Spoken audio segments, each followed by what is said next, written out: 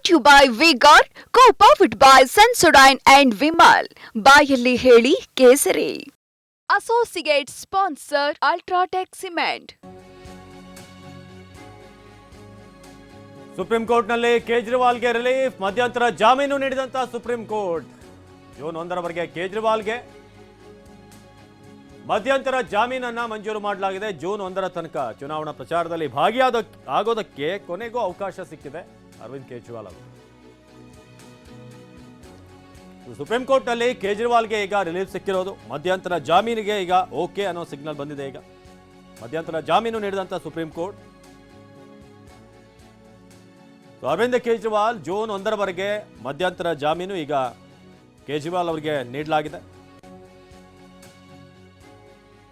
Supreme ಕೋರ್ಟ್ನಲ್ಲಿ ಕೇಜ್ರಿವಾಲ್ಗೆ big relief.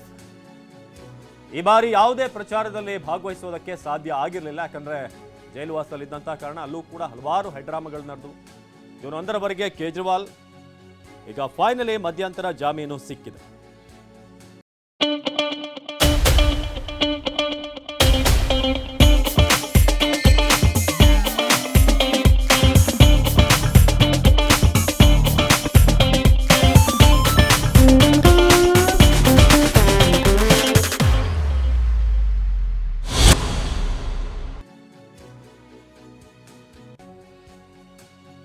ಈಗಾಗಲೇ 3 ಹಂತದ ಮತದಾನ ಪ್ರಕ್ರಿಯೆ ಆಲ್ರೆಡಿ ಮುಗಿದಿದೆ. ಇನ್ನು ಉಳಿದಂತ ಒಂದು ಫೇಸ್ನಲ್ಲಿ ಪ್ರಚಾರ ಮಾಡೋದಕ್ಕೆ ಅವಕಾಶ ಇದೆ. ಮಧ್ಯಂತರ ಜಾಮೀನು ನೀಡಿದಂತ ಸುಪ್ರೀಂ ಕೋರ್ಟ್ ಅರವಿಂದ್ ಕೇಜ್ರಿವಾಲ್ಗೆ ಬಿಗ್ ರಿಲೀಫ್ ಸಿಕ್ಕಿರೋದು ಸುಪ್ರೀಂ ಕೋರ್ಟ್ ಕಡೆಯಿಂದ. ಜೂನ್ 1ರ ತನಕ ಅಂದ್ರೆ ಇವತ್ತಿನಿಂದ 10ನೇ ತಾರೀಕಿನಿಂದ ಮುಂದಿನ 21 ದಿನಗಳ ಕಾಲ ಆಲ್ಮೋಸ್ಟ್ ಪ್ರಚಾರ ಮಾಡೋದಕ್ಕೆ ಅವಕಾಶ ಇದೆ.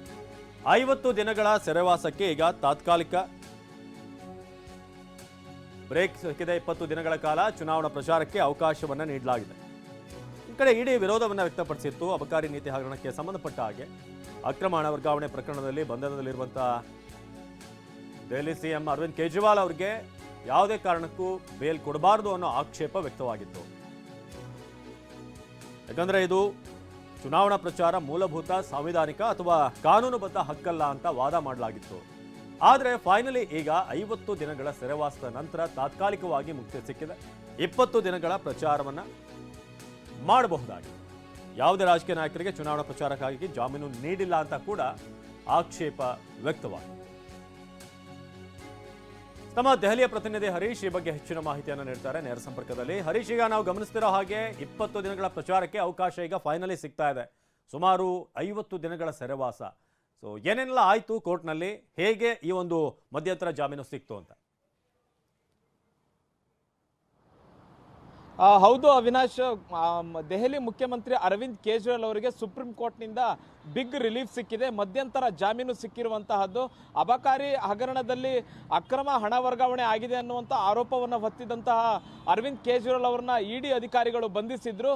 ಈಗ ಸುಪ್ರೀಂ ಕೋರ್ಟ್ ಅರವಿಂದ್ ಕೇಜ್ರಿವಾಲ್ ಅವರಿಗೆ ಮಧ್ಯಂತರ ಜಾಮೀನನ್ನು ಮಂಜೂರು ಮಾಡಿರುವಂತಹದ್ದು. ಮಧ್ಯಂತರ ಜಾಮೀನು ಮಂಜೂರು ಮಾಡಿರುವಂಥದ್ದು ಕೂಡ ಬಹಳ ವಿಶೇಷವಾಗಿದೆ.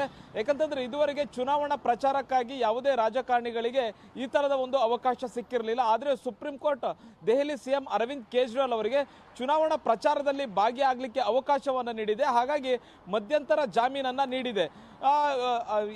ಇಡಿ ಅಧಿಕಾರಿಗಳು ಮನವಿಯನ್ನು ಮಾಡಿದ್ರು, ಯಾವುದೇ ಕಾರಣಕ್ಕೂ ಅರವಿಂದ್ ಕೇಜ್ರಿವಾಲ್ ಅವರಿಗೆ ಮಧ್ಯಂತರ ಜಾಮೀನನ್ನು ಕೊಡಬಾರದು.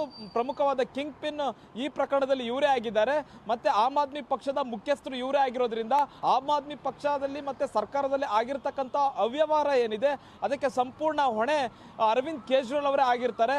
ಹಾಗಾಗಿ ಯಾವುದೇ ಕಾರಣಕ್ಕೂ ಅವರಿಗೆ ಮಧ್ಯಂತರ ಜಾಮೀನನ್ನು ಕೊಡಬಾರ್ದು. ಮತ್ತೆ ಅವರು ಚುನಾವಣಾ ಪ್ರಚಾರಕ್ಕೆ ಹೋಗದಿದ್ರೆ ಸ್ವರ್ಗ ಏನು ಬಿದ್ದು ಹೋಗೋದಿಲ್ಲ. ಮತ್ತೆ ಈ ತರ ಯಾವುದೇ ರೀತಿಯಾಗಿ ಇದುವರೆಗೆ ಯಾರು ಕನ್ಸಿಡರ್ ಮಾಡಿಲ್ಲ. ಮತ್ತೆ ಸುಪ್ರೀಂ ಕೋರ್ಟ್ ಈ ರೀತಿಯಾದಂಥ ನಿರ್ಧಾರವನ್ನು ತೆಗೆದುಕೊಳ್ಬಾರ್ದು. ಮುಂದೆ MLA ಆಗಿರ್ಬೋದು, MP ಗಳಾಗಿರ್ಬೋದು, ಯಾವುದಾದ್ರೂ ಕೇಸ್ನಲ್ಲಿ ಸಿಗಾಕೊಂಡ್ರೆ ತಾವು ಕೂಡ ಪ್ರಚಾರ ಮಾಡಬೇಕು ಚುನಾವಣೆಗೆ ಅನ್ನುವಂಥ ನಿಟ್ಟಿನಲ್ಲಿ ಅವ್ರಿಗೂ ಕೂಡ ಅವಕಾಶ ಸಿಕ್ಕಂತ ಆಗುತ್ತೆ. ಹಾಗಾಗಿ ಯಾವುದೇ ಕಾರಣಕ್ಕೂ ಅರವಿಂದ್ ಕೇಜ್ರಿವಾಲ್ ಅವರಿಗೆ ಮಧ್ಯಂತರ ಜಾಮೀನನ್ನು ಕೊಡಬಾರ್ದು ಅನ್ನುವಂಥ ನಿಟ್ಟಿನಲ್ಲಿ ಇಡಿ ಅಧಿಕಾರಿಗಳು ಮನವಿಯನ್ನು ಮಾಡಿದ್ರು. ಸಾಲಿಸಿಟರ್ ಜನರಲ್ ತುಷಾರ್ ಮೆಹ್ತಾ ಅವರು ಕೂಡ ಮನವಿಯನ್ನ ಮಾಡಿದ್ರು, ಅಫಿಡವಿಟ್ ಅನ್ನು ಕೂಡ ಸಲ್ಲಿಸಿದ್ರು.